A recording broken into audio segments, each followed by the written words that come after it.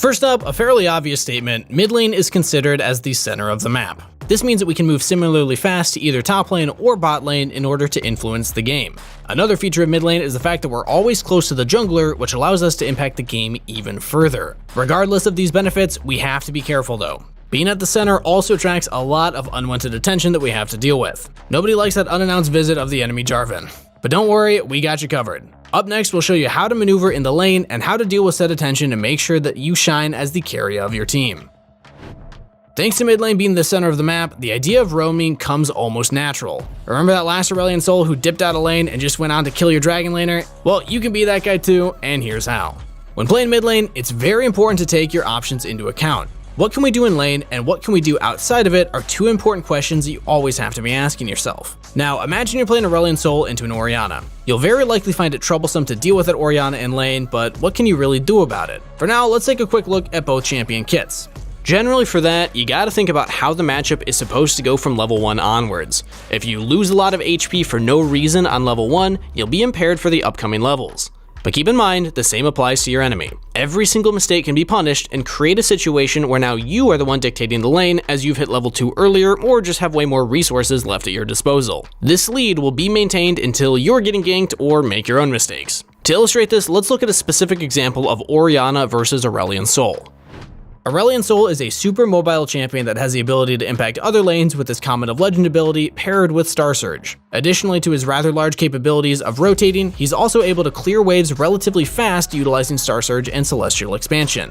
Orianna, on the other hand, is a rather immobile mage that is primarily looking to control the lane.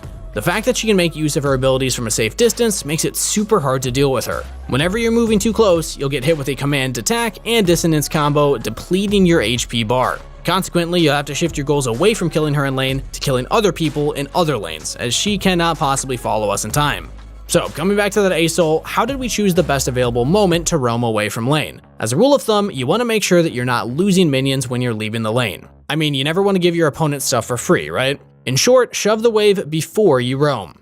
However, before we actually go through with that roam, we have to properly identify where to roam to. For that, it's very beneficial to know in which direction another lane's matchup is favored. Think about what we've talked about earlier and compare champion kits with each other to get the idea of who is stronger and why.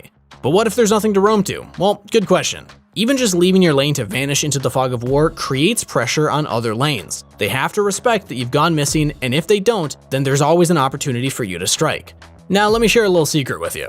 First, you have to make sure that they can see which side you're leaving. Next, once you're in Fog of War, you actually turn around and roam towards the other side of the map. This little trick might catch people off guard, as now you've tricked the wrong laner into thinking you're ganking them. This way, you're being deceptive and not predictable. Making the enemy constantly guess where you're about to go is an immense way to pressure your enemy.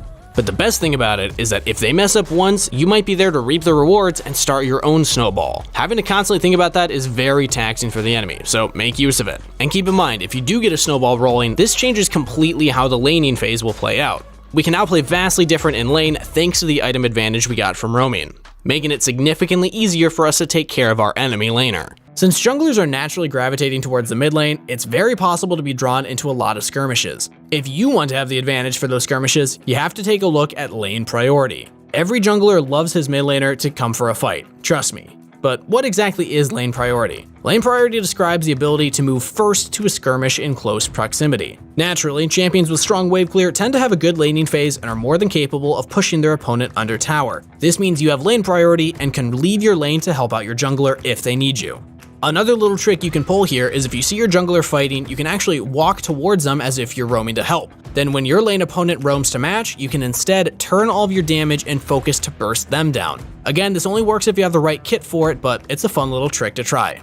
Every advantage we seize makes the game easier and easier for us. For every item we have on our opponents, we're basically allowed to make more mistakes than our enemy, and they're allowed to do less due to the difference in power between the two of you.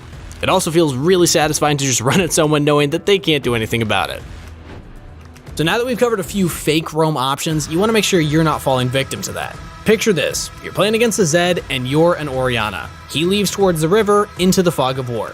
Now, Zed is a very strong assassin that excels at dealing high burst damage when he's able to get close enough to do so. Orianna, meanwhile, is a very strong but squishy laner that can keep the enemy at a distance, slowly depleting their resources. Now, the most fatal mistake that you could make would be to just blindly follow that Zed into the fog of war, where he can easily kill you. You basically did him a favor and made it easier for him to access you, where prior to this event, he had enormous issues doing so. So, we're not going to follow, but since we're stuck in lane, we want to make sure that we're still making the best out of the situation. For that, you're going to assess the lane's state. Where is my wave pushing, and therefore, who is currently losing gold will be the things that you're looking out for. If the wave happens to be pushing towards Zed, we want to push the wave into his tower and potentially go for plates or a recall. If the wave is pushing into us, we can choose between freezing the wave close to our tower or still pushing it into his. Freezing the wave refers to trimming the wave in numbers so that it doesn't move from its current position. Just in case the Zed was fake roaming and baiting us into pushing the wave, he's now facing a serious issue and losing out on golden experience. Given the fact that we're now very close to our tower, it makes ganking us pretty much impossible. Better yet, the Zed has to constantly overextend, opening himself up to potential ganks from your jungler. Two birds with one stone. Another concept we have to speak about is how to properly pressure minions. Make no mistake about it, the freeze is a very powerful tool in itself, but we have to utilize it properly to reap all the benefits. What stops the enemy from taking care of that freeze? The answer is simple: we do. Whenever the enemy tries to get close to the minions, we can throw an ability their way to harass them. Additionally to that, this also applies if enemies are going for last hits. Don't let them get anything for free, as every action demands a reaction. Let's use Orianna as another example. Every time the enemy moves forward to get a last hit, command attack and dissonance can be shot towards them, chipping away more and more of their HP over time. Properly using this concept will force the enemy to either give up the CS or just lose HP. By doing so, we're constantly applying pressure to the enemy, making them think about their every move. And we all know that people are more likely to mess up when they're under pressure. Stay calm, stay collected, and apply your champion's strengths so that you're not put into that same position. But if you do find yourself in that position, think about the different possibilities outside of lane to at least find some kind of a reaction to their actions. But back on the topic of what I'd asked during the question of the day, I want you all to remember that you don't have to kill your opponent in order to win. Remember the last time you attempted to make a crazy play so you can kill them and it went horribly wrong? Well, that can happen very frequently as well. And honestly, most of the time making these plays involve doing a lot of things that just aren't necessary. In most of these situations, when you're overextending for a kill, you're just making yourself more vulnerable than you have to be. Instead, patiently playing towards our character's strengths while avoiding unfavorable situations in lane gives us way more safety. This way, we're able to collect reliable income in the form of gold and XP while waiting for the enemy to mess up. Key here is to instantly realize and punish when your opponent's made a mistake. One thing is very important though. It's not just that we don't need to kill our lane opponent, but it's also that we need to make sure we're not dying, be it to our lane opponent or an enemy jungler. Staying safe from the jungler might seem difficult, but it's actually a lot easier than you think. You have wards, so use them. Drop them in bushes that you think junglers are coming from, or just bushes that you get ganked from a lot. Here's an example. Warding close to the enemy raptor camp so that we see the raptors and entrance to the river gives us a lot of information about what the enemy jungle is doing. If we have a ward down and don't see the enemy jungler, you want to lean towards that side of the lane, because that means the enemy jungler probably isn't over there. And if they do gank, it'll be from the other side. Alright, now let's summarize. For us to be the best mid laner for our team, we have to realize that we are the centerpiece of the map from which most of the rotations come from. More than that, we have to know how to maneuver our champions in lane and respond properly to what the enemy laner is doing. Capitalize on the tiniest things you can and punish every single mistake you see as fast as possible. This will lead to you improving your laning phase, and a better laning phase grants you an easier time transitioning into the later parts of the game, as we're consistently stronger rather than sometimes stronger. Remember, consistency over coin flip. Regardless of being the proactive one leaving the lane or the one staying, you have to assess the situation quickly and make use of the concepts that we've provided you with.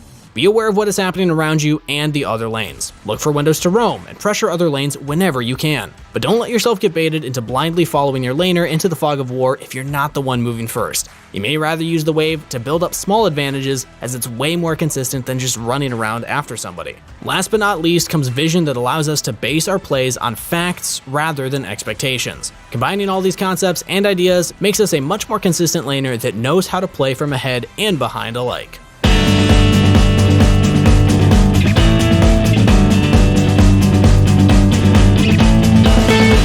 Thank you.